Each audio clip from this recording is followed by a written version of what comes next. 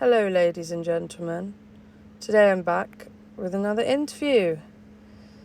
I'm here to introduce to everyone my dear friend, Joseph Ham, also known as Hammy, on the old streaming platforms.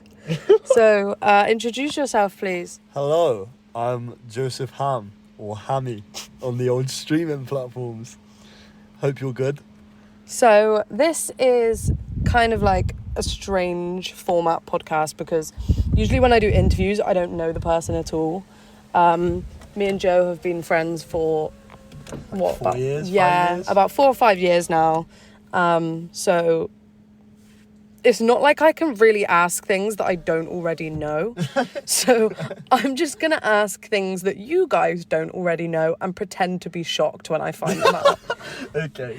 So basically the reason that we're doing this podcast is because Joe started putting out music, and we actually recorded a podcast like when I first got my first microphone in a Costa, and it was terrible. The audio quality was shocking, and we spoke about like the Ukraine war, and that was it. But it was really disjointed and it never got posted. But now this is going to be more of like an interview style where Joe talks about his music and his influences and blah blah blah blah blah. If you've listened to any one of my other interviews, you'll know kind of what you're in for. So first thing I guess I'm going to start off by asking is, how did you find interest or kind of feel like you wanted to start like creating music? Well, to be honest, I've always had I've always been interested in music, but just in the sense of listening when I was younger. But the way it came about making it was more the fact that I've always thought that, I'd probably really like to write lyrics for somebody. And then I just thought one day, okay, let me see if I can actually write any. Because I'd never actually put my mind to it before. So I went and did that. And over the course of like a week, 2 weeks, I built up like a little bit of a library of them. Showed it to a couple people, you included, and got some positive feedback. So I thought, all right, well, let me take it a step further and let me see if I can try and put these to a beat. And obviously I didn't have a beat to put it to just yet. So next step was trying to figure out how to produce one. And that's what I've been learning for the last sort of 6 months or so. So, because I know you've had like some learning curves, shall we say, throughout your musical journey. I think like a big thing for you was, now you can blink twice if this is something I shouldn't bring up, but maybe there were some third-party influences that made you feel somewhat insignificant, or like what you were doing was silly, or that maybe would have shut you down. Fuck the blink twice, man. Fuck the blink twice. Yes, there were some third-party influences who were not good. They were bad people, and I still stand by that. They are still bad people, as far as I know. But they basically, anything, these are the type of people that, you know, if you try anything new or out of the ordinary. Also, if you don't wear skinny jeans. Yeah, and have a skin fade. If you don't have those things, man, you're an op of these people. And unfortunately, one of my beloved sports that I used to play involved hanging around with these people. It was a team sport, so I couldn't really avoid it. And one thing that I want you guys to know about Joe here as well is he has undergone the largest transformation of mankind. When I met him, so we used to go to like Spoons every Monday. There was 4 of us. We used to go to Spoons. Just describe the dress sense. So, don't you worry. I'm getting to it. So he would rock up in the freshest pair of skinny jeans and probably like an 11 degrees. Oh dear. An 11 degrees top. And he'd get in the car and he'd either be listening to Neo, Beyonce, or Chris Brown. Yeah, it was only like exclusively 2000 to 2014 pop. Yeah, so obviously that was very in line with what these ops believed in and still do believe in. Yeah, so obviously when Joe started going through this transformation or whatever, his attitude changed, his persona changed. Talk a bit more about that, because I mean, I can explain it, but it's not me that should be. I mean, so, like, do you know what? It all started because of a certain lady, actually. You know, oh, fuck it, I'm just going to say her name, Kirsty. Yikes! I think that's the first Moon Stories name drop ever. Name drop. Oh dear Yeah, me. well, basically, me and Kirsty were seeing each other, and we were seeing each other for a little while, and I was like fully head over heels for her, and then got heartbroken. And everybody knows that a heartbreak changes you, so it changed me for the better. And even up to the point where Do you I was dating reckon? Kirsty. Sorry, Go on. controversially, Kirsty should get a cut. She What do you mean, a she cut? should get a sweet percentage. Oh, I get fucked, man. She didn't have anything to do with the music. She had everything to do with the personality change, but not the music. But anyway, I was dating Kirsty back in like 2020, like end of 2020. And obviously, if you've ever been through a heartbreak, you know what this is like. But it's just fucking rough, and it changes you as a person. So I was going through that change, started wearing, you know, cargos and, you know, baggy t-shirts and Outlandish, if you ask me. Never before done. never before done. And I was embracing the change, and yeah, I started wearing jewellery as well. Hadn't done that before. I remember he sent me a voice note once, and it was like, "Is it gay if I wear a ring? Yeah. Can I wear a ring? Is that gay?" And I was Yeah. like, Joe. You know the funniest Joe. bit as well now is that I was saying, is it gay? And I'm now bisexual. Oh, how a breakup changes you. Yeah. Yeah. So Pretty crazy. I think as well, another thing to maybe briefly touch on is how this group of people, maybe, I guess like the sexuality conversation, well, it's not a debate, I'm not going to critique you for it, but is like, obviously that was sort of maybe something that came around a bit later during this transfer. Because I feel like for you, it went like fashion, music, Then sexuality. gay, then... Gay? I'm not gay, man. What? I'm sorry. You know what I mean. Sorry, we were using the term, so... Sexuality, then the music came last.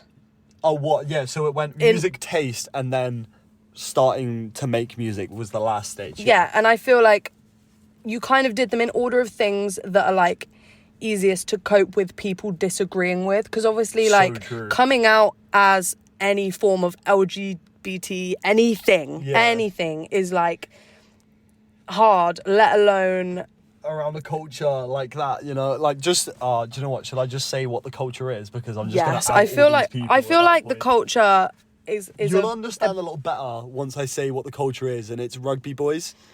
It really is. It just is. It's like if any of you know what rugby boys are like, if you've ever encountered a rugby boy, that's the culture I was constantly around. So obviously it's not easy to come out as anything but straight in that environment. But I remember they got like a hint of it. Like somebody had tipped them off. it was almost like it was a dirty word, wasn't it? Yeah, somebody had like, do you remember somebody had like tipped them off? Talking in like lockdown this was. And they had you on like a group FaceTime with them. And they would like constantly buzz my phone. And then the one time I picked up, it was just constant bombarding of like jokes, abuse, the lot. And I was just like, well, fuck that. Put the call down, and then didn't pick it back up again. But anyway, that's just to give you like the brief overview of what these people were like. And then once like I'd gone through that whole thing, we're talking, so what are we talking now, like 2021? Yeah, I would say that's about accurate. Yeah. Like everything had changed. I'd changed the fashion sense, and I'd changed the music taste. The sexuality was on its way, and then by the end of like 2022, I'd completely cut them off. And that is when I started making music. Yeah, because I feel like one of the things that was super transformative for you was, for those of you that don't know, Joe lives in Weston-super-Mare. And for those of you that don't know what Weston-super-Mare is, it is the biggest dinge hole. that also, but it's also the biggest fosterer of small town mentality that there is. Like the mindset here is that everyone knows your business and everyone will also speak on your business. Yeah, and they have that right as well. They have the right to know it. They have the right to speak on it. And it's not even always accurate, you know? Like, things are typically quite often misconstrued, and it makes it very hard to try and be anything but what people think you are. Yeah. And, you know, this is something I struggled with. I mean, I went to college in Western, and it was terrible. Yeah. Like, How was that experience with the rumours, mate? This is not a podcast about me. This is a podcast about you. And this is not something I will be addressing in future. But I think I know I've got a lot of people from Western that listen, and they'll understand when they say that everyone's just in your business. Yeah. And I know a big thing for you was obviously, like, you started spending a bit more time out of Western and seeing people that were kind of not as, like, small town insular. Mentality. What do you mean insular? Insular is basically like inside everyone else's arsehole. Oh, right. Yes. Yeah. So now you've kind of got like the background base story of Joe's villain origin arc. Like, this is Joe's villain origin story, is he got heartbroken and he had homophobic friends. Yeah, essentially. Yeah, and so now he's not heartbroken and doesn't have homophobic friends, which is really great. Exactly. Yeah. So I think maybe the next thing is, like, I don't know, just like, obviously a big thing, I know I've still got a lot of people that listen to drum and bass, that listen to this, and Joe does not listen to drum and bass nor make drum and bass music, but one thing that you do have in common with people that do listen to drum and bass or any other type of music, or that are looking to make music, is the trials and tribulations of learning to produce. Oh.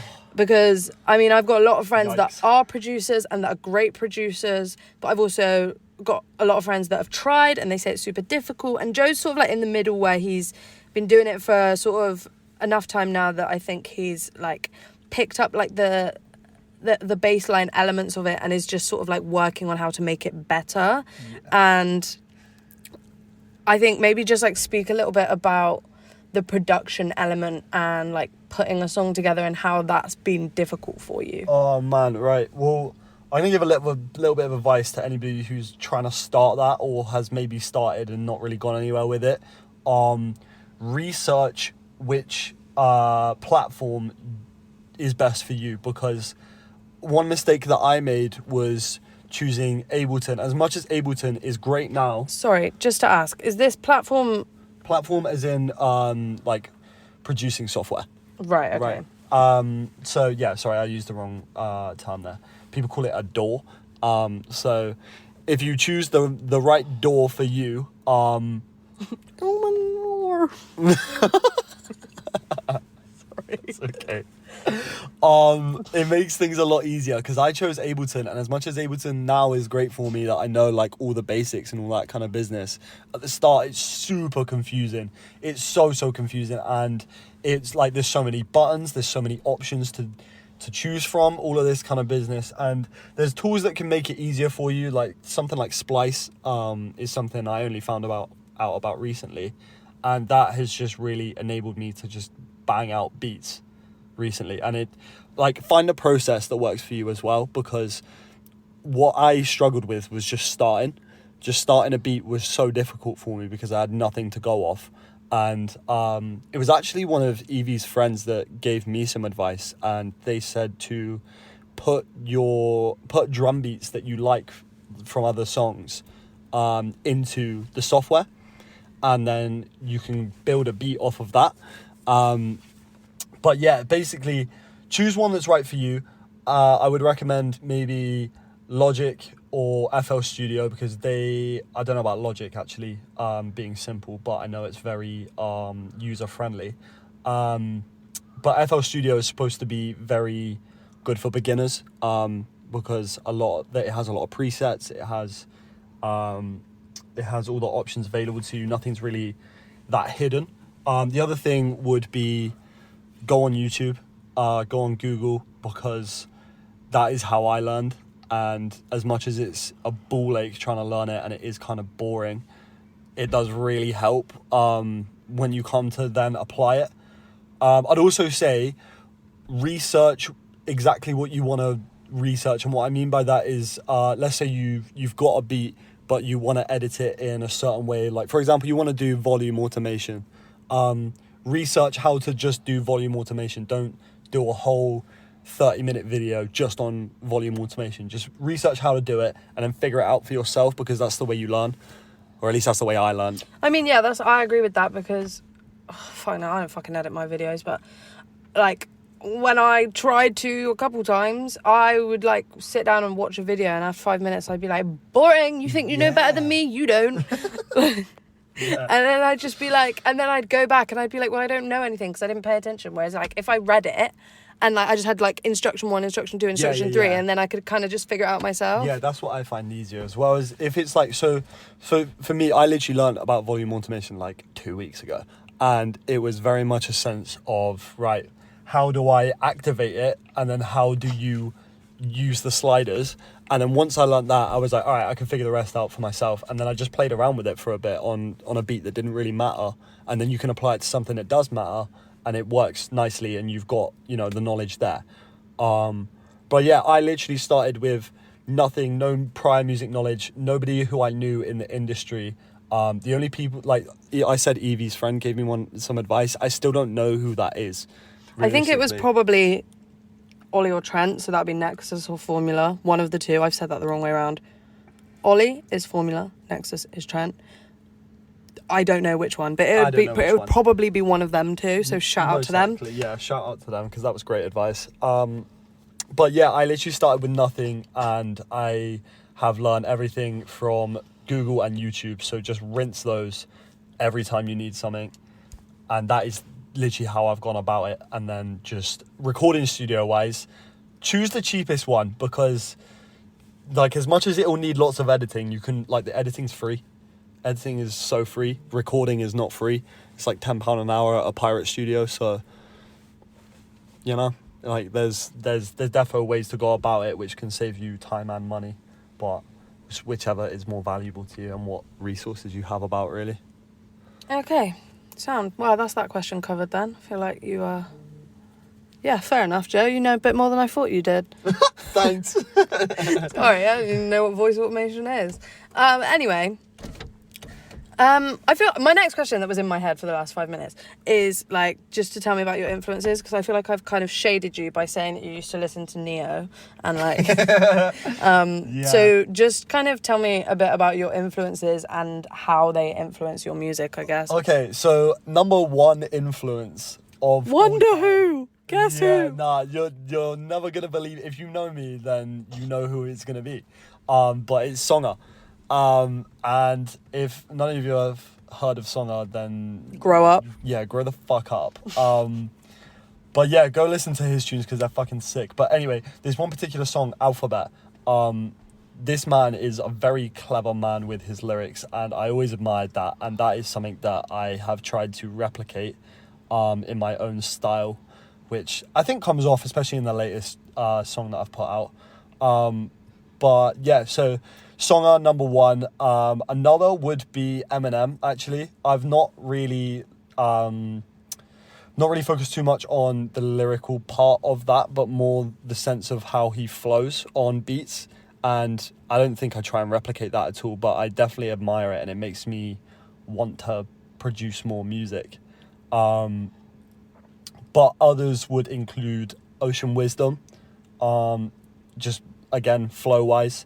And I'm trying to think of... No, those are the main ones. I think those are the main ones, to be honest. Top 3, you'd say? What is in my top 3 favourites? Yeah, they would be your top 3. They're not my top 3 favourite artists, but they're my... In terms of musical influences? Oh, yeah. Then, yeah, definitely top 3. Okay. Yeah, that makes sense. I feel like I see that. So, do you know, I actually don't have another question right now. I'm sure something will come to me in a minute, but, like, I expected you to take longer on that than you did. You bashed that one out pretty quick. Yeah, sorry. Is there something... I apologise. Is there something that you would like to speak about topic-wise? Just a new song. Just gonna do a selfless plug on that one. Imminent. It is now out. It has got 2,500 streams on the first 2 days, which I'm really happy with. So if you get a chance, please go check that one out. It's definitely my best one, and it's a very, very summery tune. What's it about? About women cheating on men, but with me. So that one's about the big K, is it? No, because Kirsty didn't cheat on anybody with me. Oh. Did she? She cheated. Well, I don't remember every single detail of that, to be honest. No, However, I don't. It's mainly about those types of women who are like, oh my god, 3 years with my hubby, and then you were literally kissing him in a nightclub, like 4 weeks ago. I do, but I also, nothing's coming to mind right now. But I do know that is a thing that does occur. Yeah. So especially in Western, if you live in Western, you know the people that I'm talking about. Yeah, I feel like the Western hate you have comes off hard in your music. Good. I'm so glad. I fucking hate Western. Western is such a dingy, little, dank, misplaced. I thought dank was a positive word. No, dank is, well, at least in my mind, dank is like damp and wet and mouldy. Western is a mould hole. That's what I'm going to leave it at. Western's a mould hole, and I hope that comes across in my music.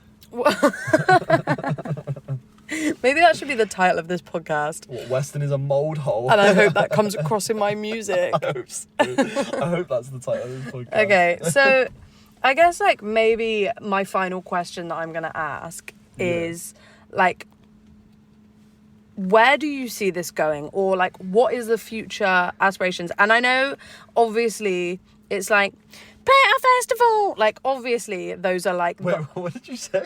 Play at a festival. Oh, yeah. Like obviously these are like the baseline things, but like I'm not talking about that. Okay, like, what are you talking about? Like something with a bit of depth. Like, what do you want to achieve from this that isn't just material or financial, you know? Because anyone can succeed with music and become rich and famous and whatever. And I feel like the people that genuinely do really well have something else to offer. You know, they have like, so like a bit cringy, but I love Ariana Grande so much. Probably because I grew up with her and she's like a real nostalgic like thing for me. But I feel like that's the same with so many people. They connect with her through that childhood impression that she left. And obviously also like the Manchester One Love concert thing. Like she provides a sense of comfort for a lot of people that lost people or have had things like bad things happen to them. So that's like my like one shitty example because I was listening to her on the way here. But what do you want to come from this, you know? Like something that's not just material. Yeah, I mean, I'm not going to lie, it's going to sound kind of selfish, especially with the example you've just put out, because I don't have anybody to comfort who's, you know, got those struggles. But I mean, I like to make uplifting music, so I guess that in one aspect, but the main thing is kind of about me, and it's that, you know this very well, I have never ever fully enjoyed a job, ever. Never once. Anything I've ever gone into, I've either immediately hated or grown to hate within the first like 6 months of doing it. And this is something that I really love, and is something that I really want to continue to do, because if you hate your job, then it's not much of a life, is it? You know what I mean? And I don't really see another job where I'm going to be this happy doing it, because at the minute I'm doing this off my own back, you know what I mean? Like nobody's paying me. Well, actually that's a lie. Spotify are paying me now. But before they were paying me, I was literally doing it because I wanted to do it. I wanted to make the music, and I just wanted, like, it made me happy, and it's continuing to do so. So even before the attention came, I was really enjoying myself, and that's what I want to continue going, because I can't just go back to jobs where I just fucking hate it, and I just don't see another really, like, I don't really see another option. Like, this is it for me now. Like, obviously I'll do jobs to support this and keep the finances incoming so I can continue to make music, but it's mainly, that's the only reason I'd get another job, you know? Yeah, I also think that a big thing that maybe you might not have noticed, that I definitely noticed this because I know you. Yeah. But I feel like your music is a representation of genuine authenticity. Oh, thank you. I think like seeing where you've come from to where you are now, obviously I know you very well. Yeah. So I've seen that whole development, and obviously people that just listen to your music, they don't see that. But I think what your music does provide other people is, especially if they do end up listening to this, is that I think a lot of people struggle to be authentic or to know what to say, or to like I think a lot of people just struggle with their words. Yeah. And like they don't deal with situations maybe the best because they don't know what to say or how to say it. And I feel like maybe your music, because you speak about things that have hurt you in a way that like you said, makes it like lighthearted and makes it like fun to enjoy. Yeah. Like it maybe gives people like kind of a release in that way. I hope so. I mean, I think that's kind of the story of my life, right? Like, pain for me is converted into something that brings joy. That's what I've always done. That's just my coping mechanism. So I think that if that comes across in my music, then that's a really positive thing. And I hope that it can kind of, I guess, like, teach sounds like really patronizing, but I guess teach people to convert, you know, something that's hurt you into something that now gives you joy. Yeah. Do you know what I mean? Yeah. And I mean, yeah, I guess that's like my whole brand, right? Like, it's just authenticity and converting bad things into good. Yeah. So that's like the end of my like formal questions, I guess. I don't really have any more like, do you do this questions to ask. Yeah. So I always ask this at the end of my interviews, is there anything else that you want to touch upon that we haven't covered that you think is important right now? In terms of music? In terms of anything, like anything that you want to mention. It could be political if you want it to, like literally anything that you think is worthy of speaking about on this episode. I'd love to get your opinion on the whole Paris thing right now.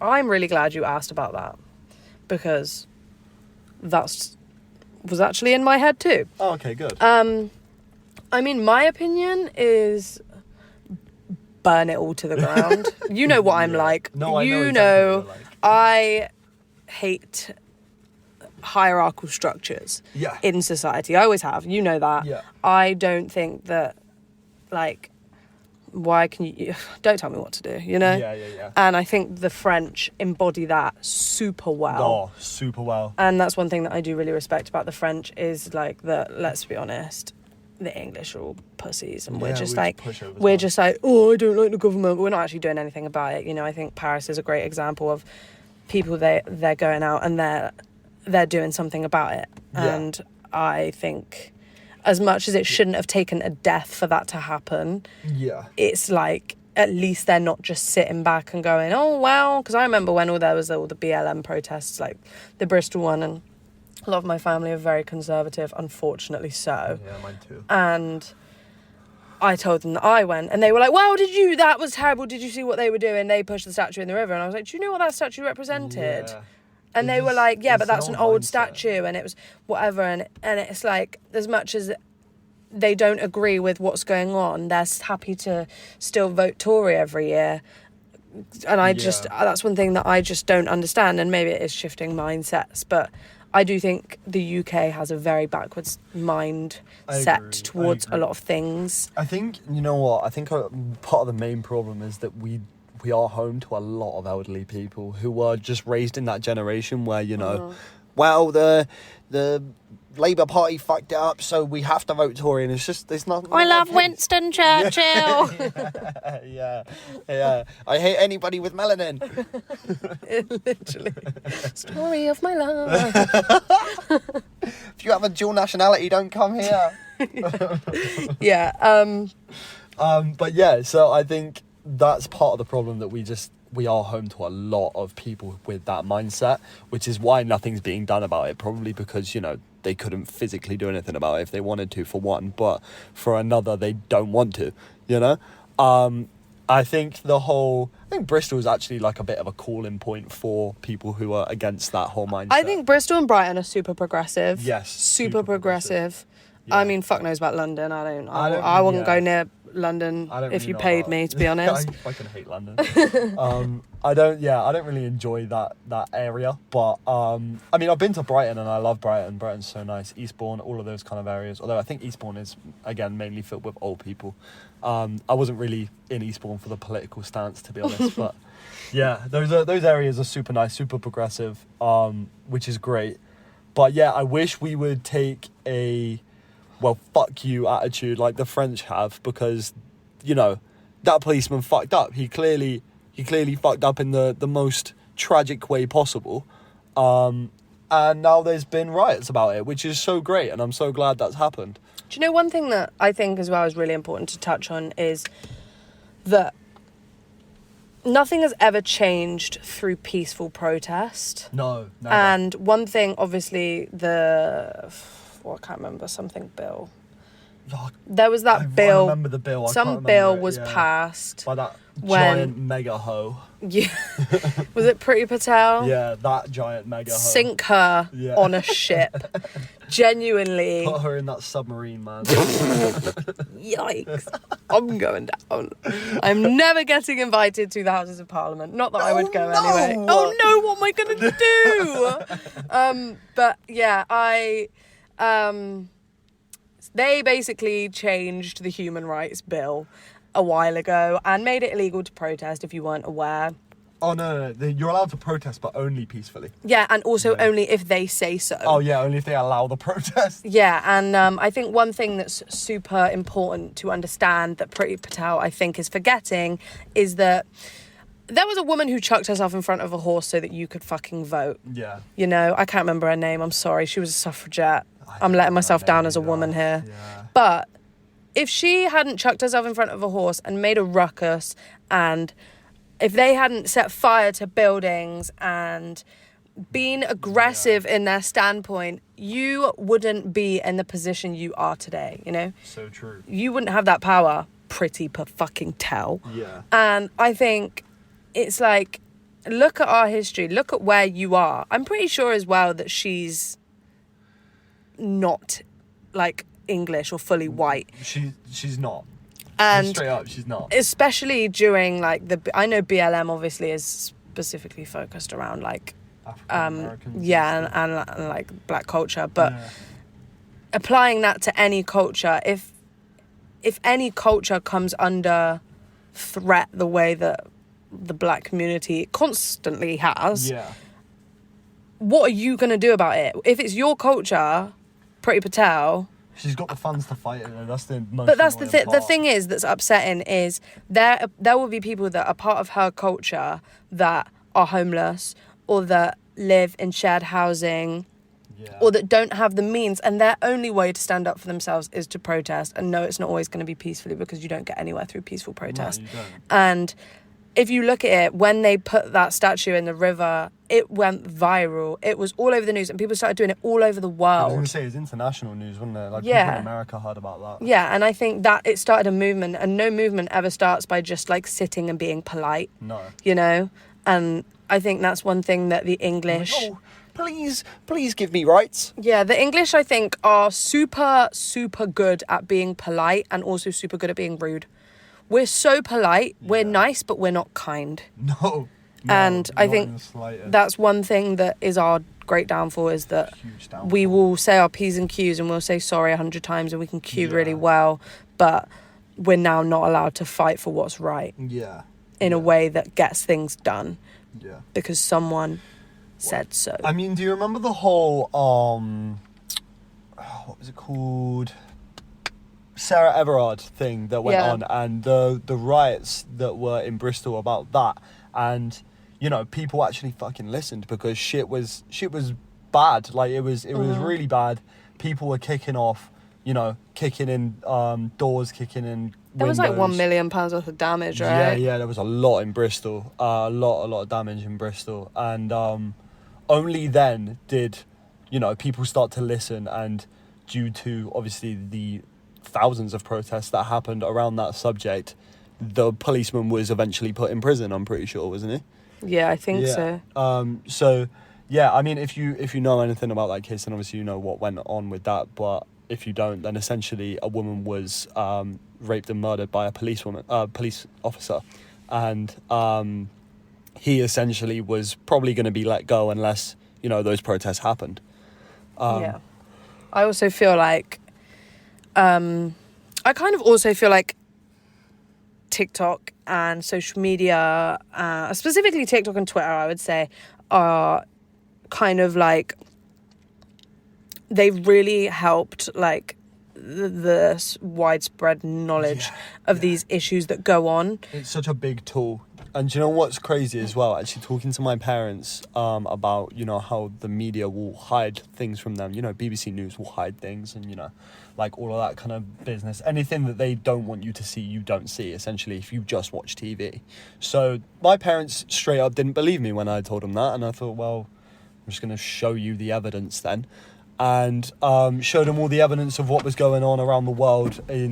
So, for example, in Paris, they had no idea what it was over. They didn't know what had happened. They didn't know why there were riots. All they knew that there was riots. Sorry to interrupt you, but I also often think that the media portrays these riots to have come out of nothing quite often. Yeah. My family are, like I said, super Tory, and it is the bane of my life, but because every family function I'm like the black sheep that's like, ban the monarchy, and they're like, I love the Queen, but like they all seem to have this narrative fed to them that these protests are just because people feel like it. Yeah. Or like people are just out to cause a bit of trouble. Yeah, that's literally it. Yeah. And I remember when so my grandparents especially are super Tory, and it's so frustrating. But anyway, I don't know if anybody remembers when the train strikes were, you know, rife a couple months back.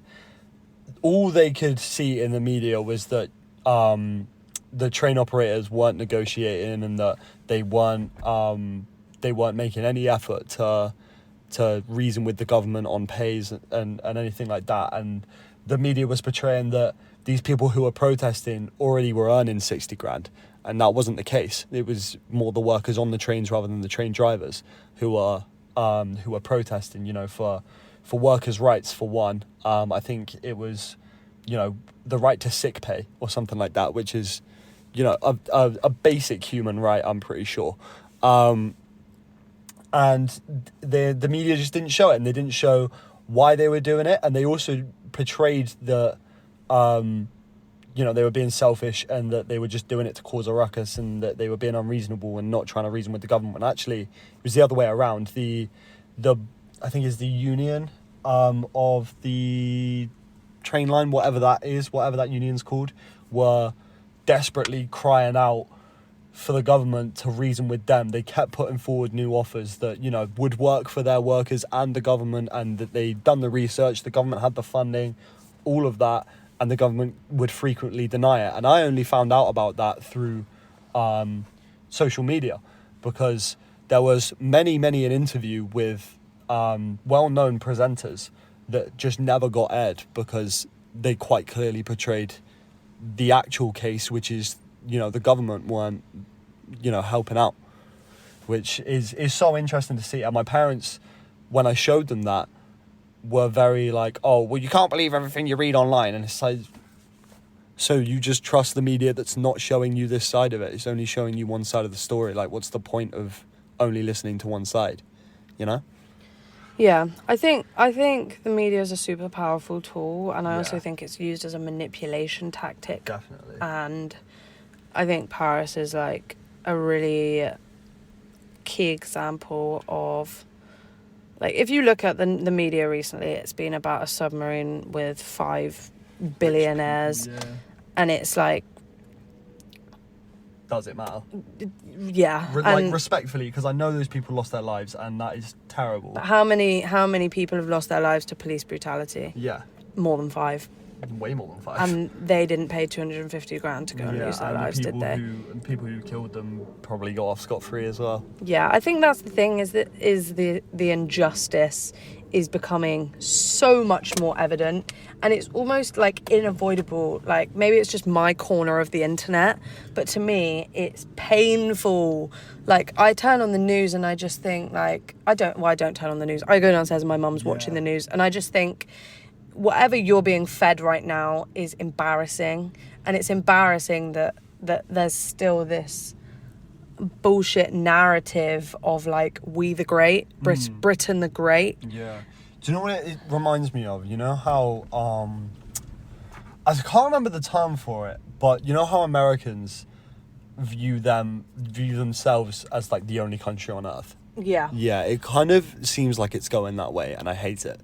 Because, no disrespect to any Americans that listen to this, it's like you're kind of laughed at around the world. Sorry, because I know so many, like, literally the majority of my listeners are American. Oh, fuck, sorry, bro. Like, I think it's like, I'm pretty sure it's like a 60-30 ratio Where's the to other the 10? American. Fuck. I love maths. So Where's that other much. 10%, I'm pretty buddy? sure, right, my highest demographic is 20 to 40-year-old American men. Oh, shit. Yeah. Damn. They love this sweet young British thing. I'm sorry. I don't know. Yeah, 60-40 or like 70-30 must be American. Damn, so, man. Joe, Yeah, you've sorry offended about that. them all. I'm sorry, but I'm just telling you the truth. Respectfully, whenever Americans are, I see videos all the time on social media of people going up to Americans and be like, oh, point to a country in Europe on this map, and they can't do it, And it's like, for that reason, you're kind of laughed at, because it's like you're so centered around America. And I know that's not your fault. You're literally, like, indoctrinated into it from a young age. So it's literally not your fault in the slightest. But I just see us going that way, because We are going that way. Yeah. At least we're, like, kind of self-aware of it, though. I don't know how many people are, though. I mean, us. Oh, yeah, two. yeah. The two of us. Yeah, well, two of us, yes. But in terms of other people, I have no idea how many other people see us going in that direction. Because it definitely is. Definitely is going that way. And I would hate to see... Sorry, this is so offensive to Americans. But I would hate to see our country follow that same path. Yeah, I think as well, like, I don't know, I'm a very big believer that in the next, like, 20 years, everything's going to collapse and all be rebuilt in a nice, positive, happy way. I really hope so. I really do hope so, because I think we are just, the more we become aware, the more we realise that we can't live like this anymore. No one wants to work a 9-to-5 anymore. Nobody fucking wants that. No one wants to work, full stop. Nah. Like, we just want to live and eat our berries. That is one thing that old people are right about is, these youngsters, they don't want to work. Yeah, they don't, straight up. Nobody wants to work. And also, do you know what I think is absolutely crazy? Why do I have to pay to exist? What do you mean? Like tax? No, genuinely though, I can, in reality, grow my own food, build my own house with wood or planks or something. I don't know about electricity. I feel like you might have to give that one a bit of a miss. But realistically, I can live for fucking free. Why are you charging me for that? Why are you charging me for that? And I know to the Americans, this might not make sense, because we have a genuine cost of living crisis over here, and it's like £7 for a fucking latte at the minute. But man. Hold on. Let me just try and convert that into dollars for you. That's like $11 maybe. It's actually not. I was capping. I was actually capping, but I did pay £7 for a coffee in London once. But yeah, well, that's like $11, I think. Yikers. Yeah. That's so bad. But yeah, I feel I have this big brain theory of, like, we should just exist here, and, like, why do we have to pay for everything so much? And where's all that money going?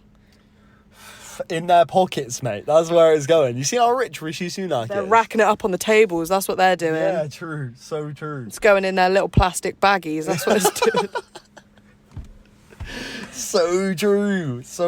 No, I'm unhappy about parties, it. Man. Oh, them lockdown parties, yeah. But I think I need to end it there. I'm going to get super angry and say some bad things. Okay.